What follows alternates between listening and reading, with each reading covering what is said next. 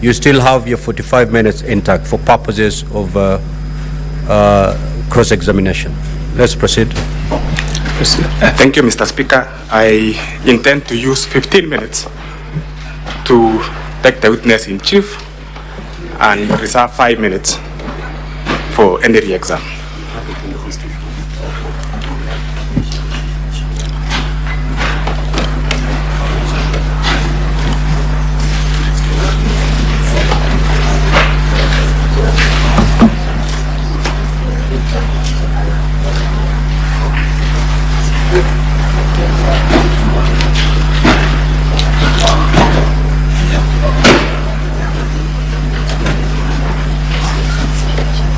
So before the witness takes an oath, counsel for the Deputy President, you do confirm now that you understand and you know the documents that the witness is going to produce as contained in volume 8A.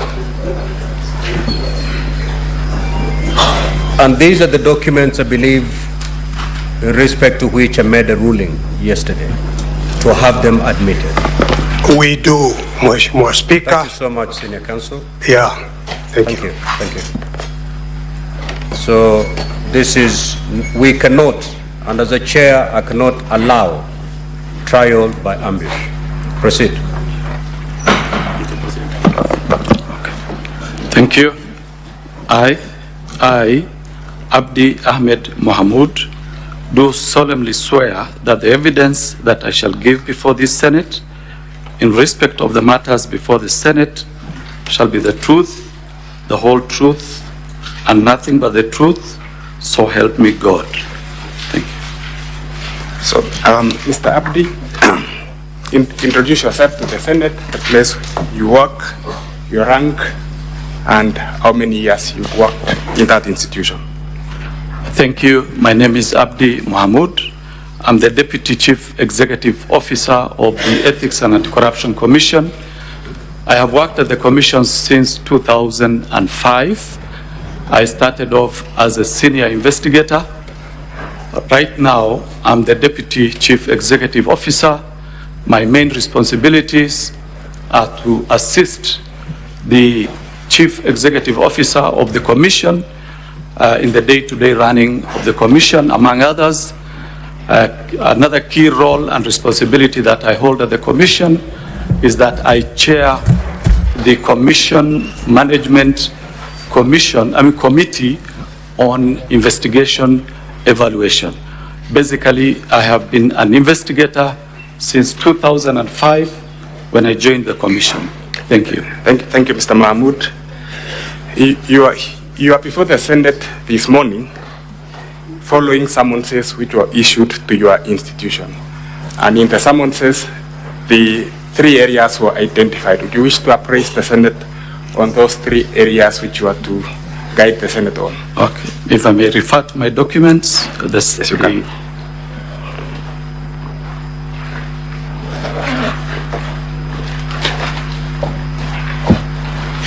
Thank you. So there are 3 areas that I was requested to comment on. The first one is an investigation that the Commission conducted on a procurement on the supply of long-lasting insecticide nets at the Kenya Medical Supplies Agency, KEMSA.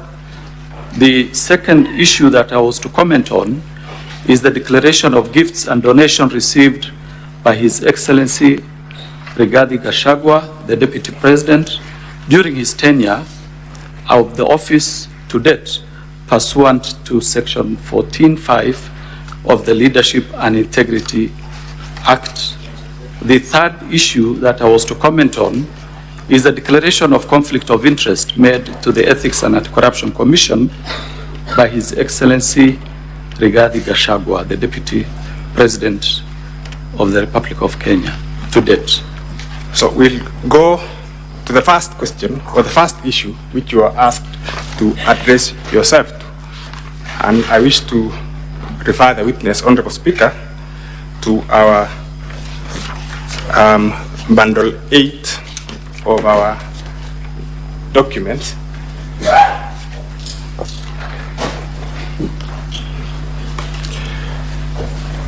Can you identify the document at page 3 of that document? Yes, I can identify. This is a letter that we did to the clerk of the National Assembly on 23rd September 2024. It was responding to a letter that we received from the National Assembly requesting us to furnish the National Assembly with information on the investigation that we conducted on the long-lasting insecticide nets, and to indicate in our responses any outcome or status of the investigation that we did conduct. So your letter in that volume relates to procurement of certain items at KEMSA. Am I correct? You are correct. You have appraised the Senate, the National Assembly in that letter. Would you appraise the Senate on its contents? The content is the procurement of long-lasting insecticides by KEMSA. This was in the year 2023, and the Commission, in its functions, either it conducts investigation on its own motion or at the instigation of other parties. For this particular investigation, we did receive a letter from the CS, who was then in charge of the Ministry of Health, indicating that there were certain irregularities in a procurement of insecticide nets by the KEMSA, and the CS then wanted us to conduct investigation and find out whether certain procurement irregularities did take place. And from that, we actually did carry out investigation, and the outcome of the investigation so far is already reflected in the letter that we have provided. And what was the outcome of the investigations, Mr. Mohamud? There were serious procurement challenges that affected that particular tender. The major one was change of specifications to suit a company called Shobika Impex Limited, which was having which had a local agent by the name Crystal Kenya Limited that had the sole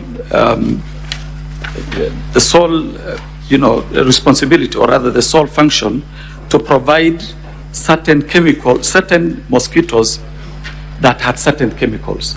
So basically what the investigation concluded is that there are two types of chemicals that were used on these particular nets. If I may read one of them, one is called Synergist Piperolene Butoxide, PBO, long-lasting insecticides nets, while the other one is pyrethroid long-lasting insecticide nets.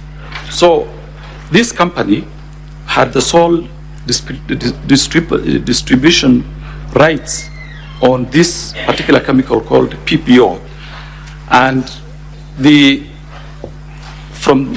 in totality, from the investigation, we realized that the PS at that particular time did write to the CEO of KEMSA, instigating, or rather compelling the CEO of KEMSA to change the specifications so that it can fit the chemical that was to be provided by Shobika Impex Limited, whose local agent was Crystal Kenya Limited.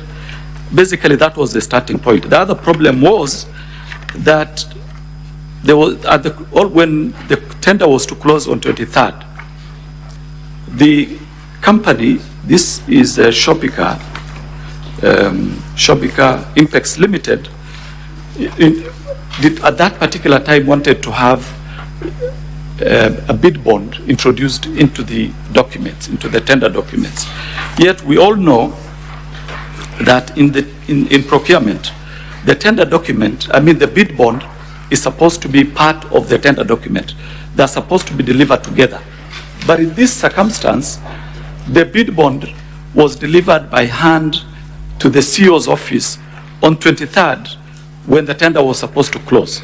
So they had to find a way of extending the period of closure up to 10th of the next month of March, so that that particular bid bond, which had issues, can now be factored in, or rather regularized, and so that this company called Shobika could benefit out of that particular extension.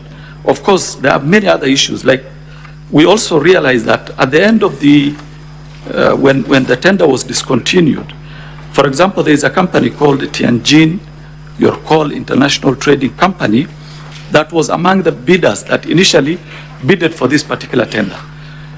They were disqualified on a fact that they were not authorized by a manufacturer. This company had provided sufficient evidence and proof that they're actually manufacturers. So a company that is a manufacturer was disqualified on the ground that they did not provide authorization from a manufacturer, yet they are actually manufacturers. So those are some of the challenges that the tender had. And at the end of it all, what became of this tender? At the end of what happened is, after the technical committee of the KEMSA did recommend Shobika to be awarded the tender, because this tender was actually was being financed by Global Fund. So the agreement was, after the tender evaluation committee's report is done, that report is to be handed over to Global Fund, the financiers. So when that report was surrendered or handed over to the Global Fund realized... You said the evaluation committee of KEMSA yes, made a recommendation that Shobika be awarded. That was the finding. That was the finding of KEMSA. That was the recommendation by the technical committee. What happened next? What happened is Global Fund decided to terminate the tender and asked an internal firm, or rather an internal organization called Wombo.org, which is the procuring arm of Global Fund, to do the procurement. And eventually, one of the companies that were actually disqualified because they were not authorized by a manufacturer ended up winning that tender, together with another firm called A to Z Textile Mills Limited. So those were the eventual winners, but that was after the termination of the recommendation by the technical committee of KEMSA. So, just to clarify to the Senate, a company which had been disqualified by KEMSA ended up being the supplier. That is correct. Following the process which was undertaken by Global Fund. That is correct. Okay. What became of the bid bond? Well, when we were investigating this, when the investigation was ongoing, we collected all the bid bonds of the firms that actually bidded, so that not only the bid bonds, but all the documents that related to the tender, so that we could evaluate and record statements. Now, the one that had issues was this one for Shobika. But when the tender was terminated, ordinarily there would be no need to hold onto tenders or onto documents submitted by the tenderers, and they're usually returned. But for this particular one, because it was a questioned document, the CEO of KEMSA wrote to the EACC requesting for that document to be handed over, and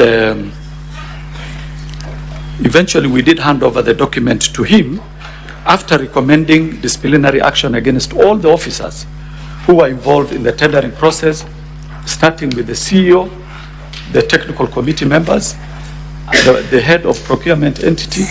For this particular document, we have a certified copy, which we collected in case there would be need to reopen the investigation, because there could have been other offenses that could, come out of the investigation.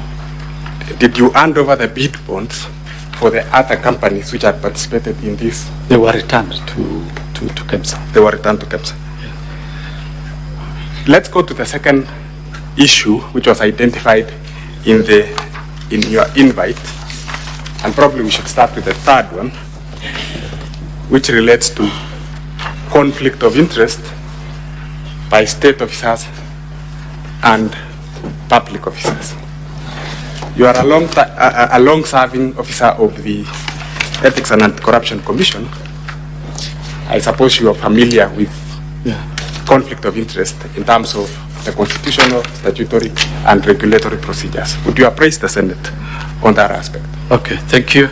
So conflict of interest is actually addressed under Section 16 of the Leadership and Integrity Act, and it clearly states that a state officer or a public officer shall use the best efforts to avoid being in a situation where personal interests conflict or appear to conflict with the state officers or public officers' official duties. Now, when we talk of personal interest, we look at Section 6, which explains or rather indicates that personal interest includes interest of spouse, child, business associates, agents, or any other matter in which the state officer or public officer has a direct or indirect pecuniary interest.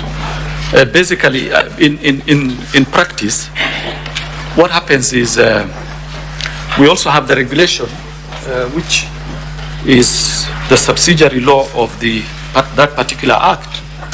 If we look at the conflict of interest, that particular part 3 of the leadership and integrity regulations clearly specifies how conflict of interest are supposed to be dealt with by public officers. And in summary, how are state officers to deal with questions of conflict? All public institutions are actually required to maintain a conflict of interest registers, which can be inspected by individuals upon application. That is the starting point. If, for example, a public officer or a state officer feels that he is conflicted, he is supposed to declare the conflict in that particular register. And the commission also has a role in that the commission is actually mandated to enforce and implement the Leadership and Integrity Act together with the regulations. Thank you, Mr. Mohamud. And did you say, did I hear you correctly say that conflict of interest extends to children, spouses, and business associates? Did I hear you correctly? That is correct. That is subsection 6, section 16. Let's go to the third issue in view of time, which is in relation to gifts. Okay, gifts. If you look at section 14 of the Leadership and Integrity Act, together with section 5 of the regulations of the same act, it is clearly indicated that gifts received by a public officer is a donation to the state. That is what regulation 5 indicates. If you go down there, you will also see that a state officer or public officer who receives a gift whose value exceeds 20,000 Kenya shillings shall, within 48 hours of reporting to the office, surrender it to the public entity in which the officer is employed. It also goes further in subsection 4 to indicate that a state officer or a public officer who receives a gift in terms of this regulation shall, irrespective of the monetary value of the gift, declare the gift received to public entity which the public officer represents. Finally, All gifts are supposed to be declared, regardless of its monetary value. yeah, maybe, yes, that is correct. But what I maybe should have mentioned is that public officers and state officers are barred to receive any monetary gift. So here we are dealing with gifts that are not are non-monetary. For monetary, they are barred, or rather we are barred from receiving any monetary gift. But yeah, so. And in the same manner, with respect to conflict of interest, we have a register of conflict of interest. Do we have a register of gifts? Yes, we have a register of benefits in each and every public agency, where officers who receive gifts are supposed to declare immediately, and we have indicated in 48 hours. And what I would also wish to mention is that